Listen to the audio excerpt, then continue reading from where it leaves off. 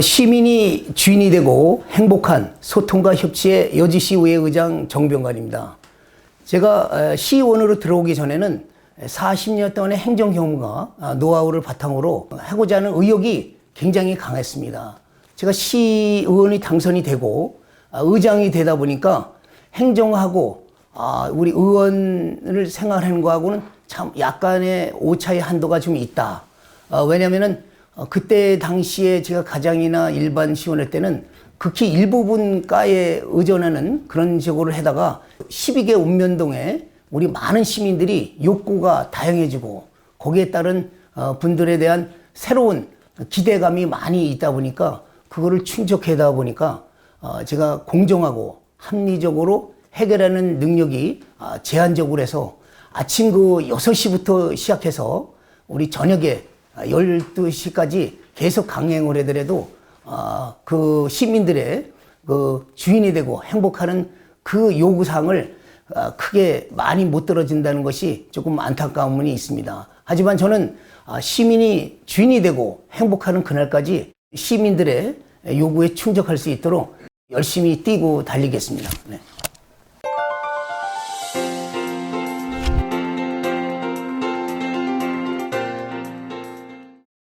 소통이라는 것이 시민들에게 다가가서는 가장 중요하다고 생각합니다. 그 첫 번째가 경청이라고 생각을 하고 있습니다.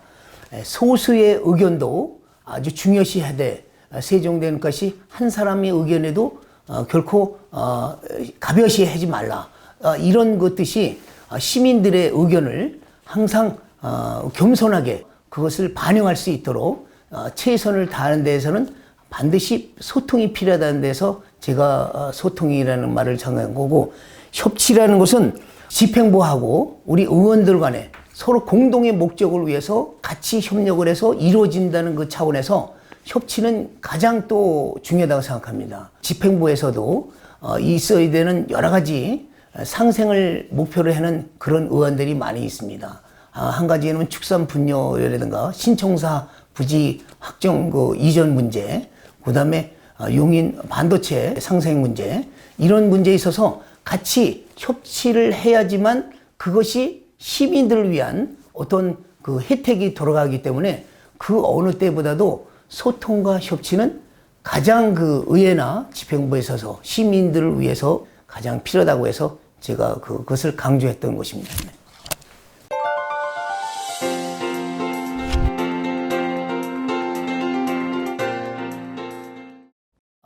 저는 가장 우선 중인 것이 슬로건인데, 슬로건을 뭐를 할 것인가를 곰곰이 생각을 했습니다. 그래서 우리가 서로가 의회의원들이 바라는 것을 카톡에서 올려가지고 했는데, 지금 결국은 시민이 주인이 되고 행복한 소통과 협치의 여주시 의회라고 정했습니다.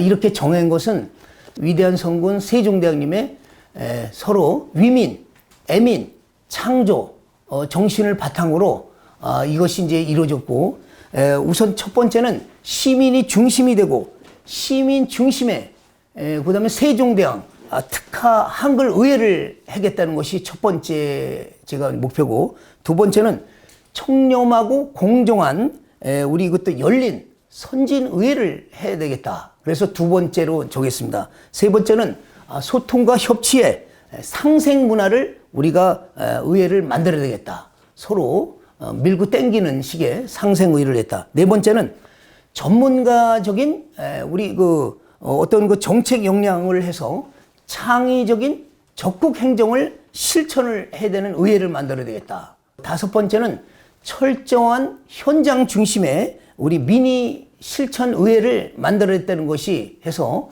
5가지의 실천 의제를 해서 우리가 이제는 세계로 미래로 하나로 나가기 위해서는 우리 그 위대한 성군의 그 뜻을 받들어서 우리 의회가 시민들을 위한 하나의 우리 그 한글 특화 의회를 만드는 이런 교두보가 되었습니다.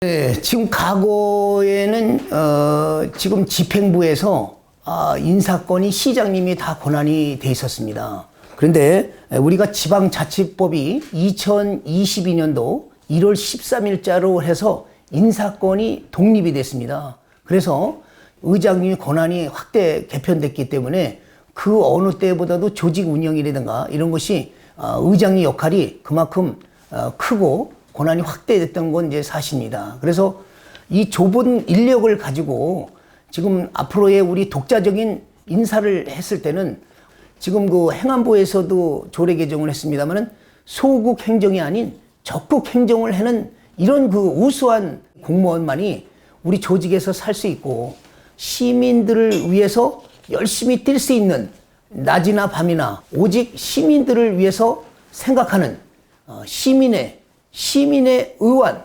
시민을 위한 이런 그 행정을 하는 공무원만이 지금 우리 의회에서도 살아남을 수 있다고 그래서 제가 해서 그 인사의 주안점을 뒀고 우리 또 시민들이 잘하는 적국 시민, 그다음에 그 적국 행정을 지방부에 있는 공무원, 그다음에 의회 공무원 이런 거를 통해서 상도 이렇게 줄 수 있을 정도로 새로운 제도 보완을 통해서 지금 서로 선의의 경쟁을 통한 인사제도를 부활을 제가 시킬 예정으로 있습니다.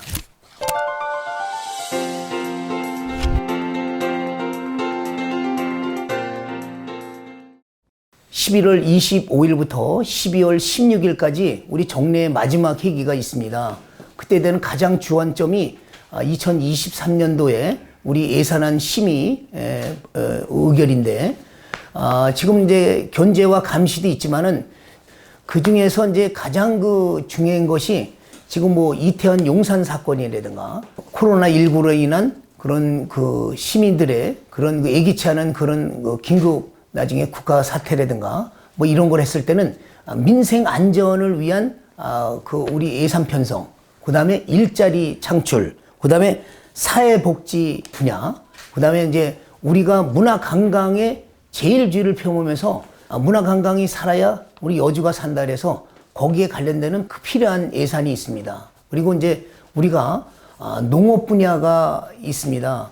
농업 분야는 우리 대학리표 여주쌀이 산업특구로서 많이 있는데 농업에 대한 어떤 미래 비전적인 그런 그 사항도 이제 많이 이렇게 반영을 시킬 것이며, 그 다음에 저출산 그 고령화에 따른 그런 그 사항 문제. 그래서 종합적으로 따졌을 때 우선순위를 정해서 꼭 필요한 사항은 나중에 반영을 시키되 그냥 그 소멸성이라든가 축제성이라든가 어떤 그 일회성에 급급한 그런 순간적인 그런 그 집행부에서 올라오는 거는 가감하게 요번에 예산에서 삭감을 시켜서 누가 보더라도 의회로서의 그 견제 감시, 그 다음에 예산 편성의 적정성을 했을 때 의원들이 잘했다는 평가를 할 수 있도록 여러 가지 분야를 종합적으로 잘 살펴보도록 하겠습니다. 네.